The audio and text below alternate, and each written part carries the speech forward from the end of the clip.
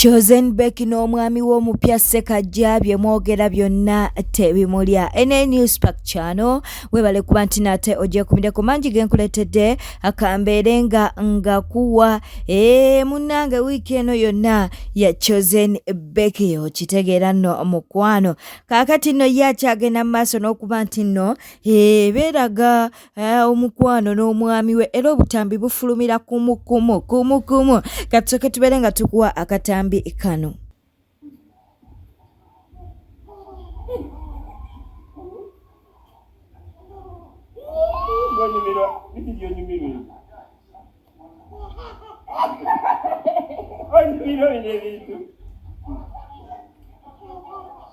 Eddie Sendi munnange ye atabukidde Chosen Becky amugambye nti ensonga ze aziggyemu abaana mbwe abaana abajje mu nsonga zino. Akatambi kaakano be batawasizza they are kings in jail.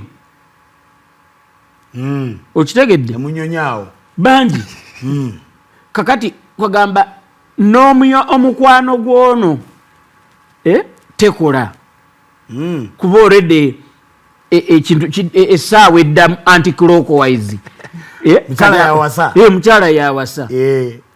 Ekyokubiri nze saagala kutunula wano nabo kintu kimu kyenjagala bintu biri byenjagala okwogerako. Ekisooka abavubuka mukole. Ekyokubiri message eno njagala kugiwa Chosen Becky n'abanna abalina endowooza nga ye n'entegeera ng'eyiye. Obwo obusolosolo bw'okola ne urban excitement mu Luganda gye bayita amaalo is stuff that can be forgiven. Naye yamba abaana abo abato boolina bajje mu kamera. Abatulaba ebintu ebimu kwagamba woomanyira obulabe ng'omaze ate butuukamu. Okitegeera abaana abo bato by'olimu si bye birungi ennyo. Bw'ova ewoono bw'odda ewoono bw'oteekamu abaana bwekola ebintu byo ng'omuntu omukulu. You are allowed. Okay? Wasa buli lunaku no problem. Naye jja abaana mu kamera. Bannange mujja abaana mu kamera. Ekintu ky'okuteeka omuntu atannatuuka myaka gy'akwesalirawo mu kamera kintu kikyamu. Because that will come back to haunt that child one day. Ajja kuba alina waali ng'alina by'ayogera omuntu amugamba nti oyo ayogera ki nga nnyina yali awasa. Bwe tweyongerayo Abitex naye wuuno munnange avuddeyo ku nsonga za Chosen Becky bino byagambye. Sente bafuuka ekirala. Kati Chosen Becky sente ze zikola ki? Obaoliawo ze zimutawaanya. Kakyala kalina muko. Kandi ku mbaga abayimbi abasinga lwaki n'ebivulu ebimu byafa abantu bakyabijjamu bayimbe kubabeera ku mikolo. Era Chosen Becky tumulaba nnyo mu bivulu bingi.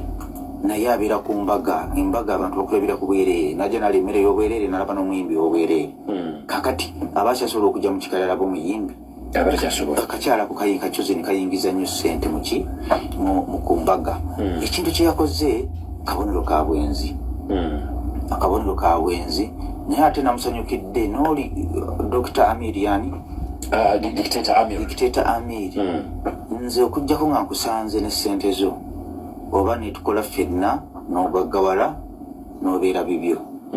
Naye nze sisobola weewalanga nnyo okubeera n'omukazi akusinga ssente ng'ate talina mpisa talina discipline wabulabe nnyo. Nze namulabirawo Amiri namulaba ng'atinkiza ne Chosen Becky ne mulagula ng'obufumbo bwe tebusobola kubeerawo. Ate naye baalyoka ne bamukyawa amalo gaali mangi yagwaita Amiri. Naye mu bufunzo butalemera ku Chosen Becky ekintu kye yakoze bwe nga sikizi sinaba kukikkiriza nina ekirowoozo nti vidiyo. Nze nina ekirowoozo nti erabika ekyali vidiyo bayizo tusuula bebanga ddala nga bufumbo. Chosen Becky kye yakoze eri abakyala kabonero ka bwenzi. Era ekinze mbadde musaba akomeko ono tayongere omulala kubanga noono yennyini gwali naye tasobola kumala naye mwaka.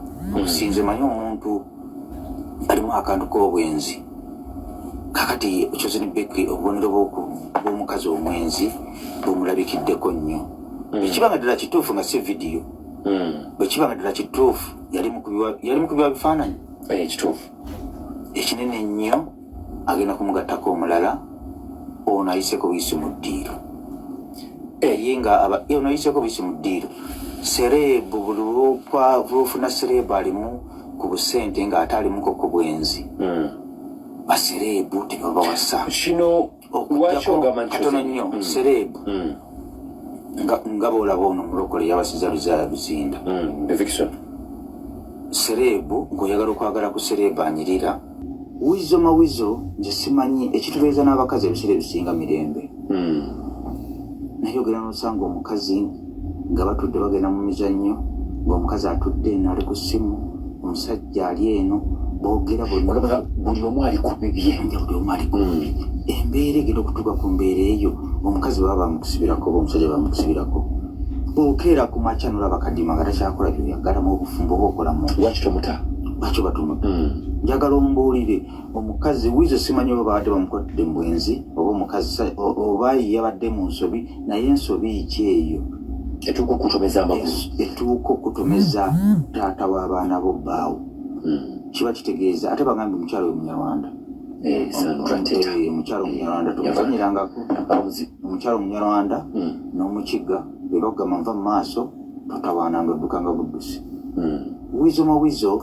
ekigambo ekituufu njagala abeera omusajja manyi omusajja nobwobeera nga oli mwavu otya ak'obusajja kasigalamu yesu asobola okwesonyiwa omukazi kubanga wizo era tali mukirasi asobola kugula muntu gwayagala kituufu onfuna bulungi weesonyiwa omukazi simanyi kati omukazi oyo bamusonyiwa batya agenda kufukamira agambye munnange ensonyiwa lyabadde boba yamuyise mu ddwaliro n'agendayo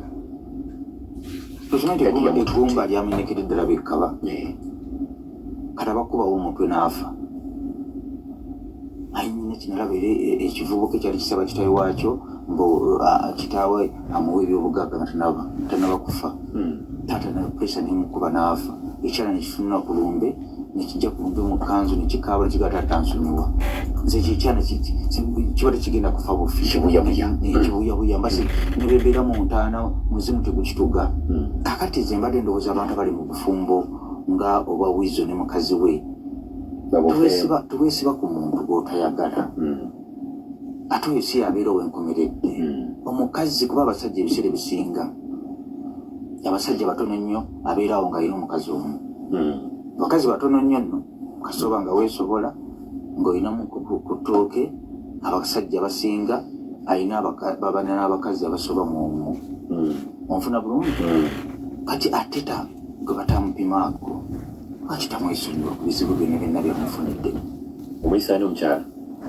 yateta kukiwaase yeteta ono teta Sandra kyonna kikiri mukyala wa wizo lwaki wizo tuweesonyiwa omukazi obulamu ne butambula kubanga tubazaalibwa naye olaba abantu abamu bawukana n'abantu be bazaalibwa nabo naye omukazi gw'osanze nga mukulu abaana babeerawo abeere bibye naawe obeere bibye ofuna obulamu butambule. Waliwo olutalo olugenda maaso wakati wa Kadaga kwossa ne Speaker Annette Among.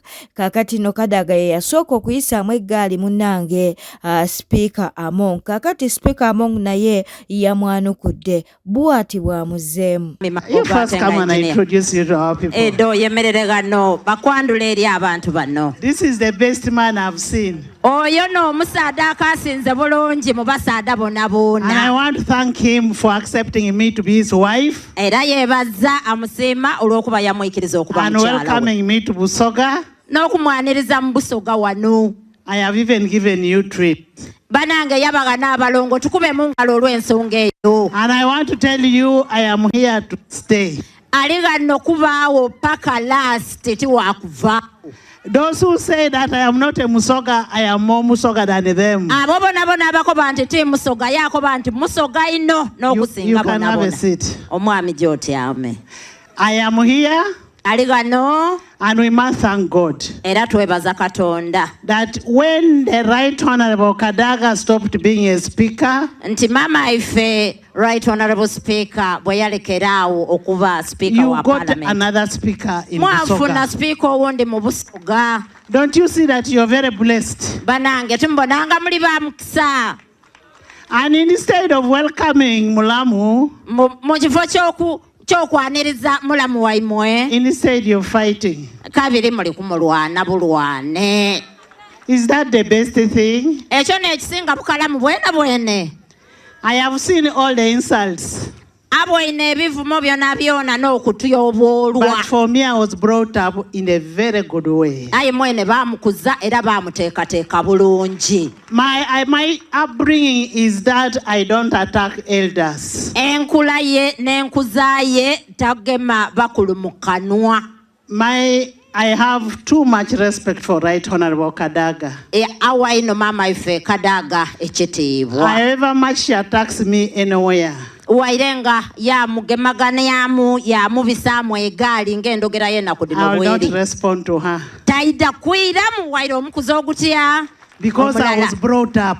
Kubanga yateekebwa era yakuzibwa. I did not grow in the street. Munange teyakulira ku nguudo bakuleebeeta atyo. And that is the woman you need, a person who has been brought up. Oyo n'omukyalo omuteeketeeke gwe twetaaga nga Busoga And nga as I Uganda. told you the last time we met, that we are in a competition within NRM. Nga bwe yabakoba ku mukuzigule nti tuli mu kusinganwa oba bali mu kusinganwa mu kibiina kyaffe ekya NRM. And I promise you, by the time we finish this election, we should leave the party more united than before, not divided. Era yakoba nti bwe tunaamaliriza okulonda akakiiko ka SEC twenda tuleka ekibiina kyaffe ekya NRM nga kiri mwegayisi nga kiri watya walala. For me, the only thing I can tell you, I am going to bring, since I am new in the party, the way they say,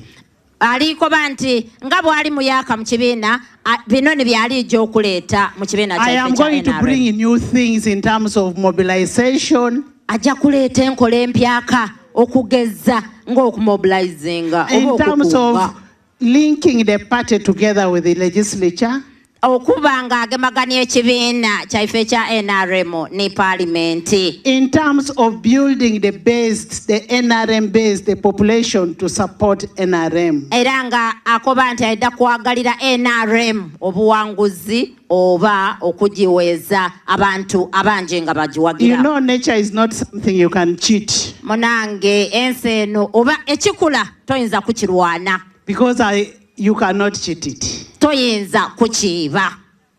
I still have the energy to do it. Akaali n'amaani okukola ebintu eby'endawulo. And I am still going to, Era alijja akikola. I am going to mobilize for the party. Alijja mobilizing ekibiina oba okukikungira And you've abantu. seen the harmony that is in that parliament. Ndowooza mu bwine endikaanya You n'endikirizaganya eri mu have tried bukulembeze bwa me, you Parliament. have tested me, Ono ne gwe tubwoyineku tumugezeisaaku ate era akoze ebisinga and bulungi. trust me with your vote. Omukyalo ono n'abirye tumuwa akalulu ka seeke. Being one of the people from Busoga, Ba mulala oti okuva mu Busoga gano. I am saying this vote, this election that we are having is not a Busoga based. It is an election for the whole country. Akalulu ke tulina ka seeke. Ka Busoga yonka aye ka Uganda yona yona kuba ka kibiina kyaffe ekya NRM. But one thing I can Abitex naye munnange alina kyagamba ku lutalo oluliwo wakati wa Amon kwossa ne Kadaga. Honorable Kadaga yagezezzaako okwogera ebigambo ebityoboola mukazi munne. Mukazi munne naye alina abantu abamugoberera era alina mukazi mufumbo Naalongo mulamba. Nze ndowooza ebigambo ebyo ebityoboola yali bali tabikozesa okusinziira ku myaka gy'alina n'ekifo ky'alimu. N'ekirala Honorable Kadaga y'omu ku abasoga abantu gwe bakkirizaamu. Naye ne baba bakukkiririzaamu ate tufiirako bafiire. Kituufu muganzi nnyo Busoga naye era si yatuukiridde. Nze mbadde ndowooza Honorable Kadaga abadde asaanira okuwummula. Abannayuganda lwaki tugambye nti beerabira nnyo omukyala gwe bayita Kadaga abantu bonna bali baagala kyenji ne batagifuna. Honorable Kadaga yali omu ku abo abaalemesa President Museveni okuva mu buyinza era asobola okugenda mu byafaayo n'ateekawo embeera President Museveni n'aba nga takyali pulezidenti. Naye ng'ali mu ntebe mu palamenti yamenya n'amateeka mangi nnyo okulaba ng'ayisaawo egirimiti n'ebisanja. Eyo yali Honorable Kadaga yakikola. Kati mu bufunze bannayuganda mwenna bali baagala change olw'okuba nti temwagifuna yali Honorable Kadaga yakivunaanyizibwako. Egirimiti yakola buli kintu kyonna kyonna okulaba nga President Museveni ebisanja babijjawo. N'emyaka abantu gye bagamba nti kale katumulinde emyaka gigenda kutuuka nagyo n'agijjawo yali Honorable Kadaga. Kati Honorable Kadaga wakati mu kuwa ekitiibwa tolina na nsonga lwaki ovuma sipiika wa Uganda Anite n'otuuka n'okumutyoboola.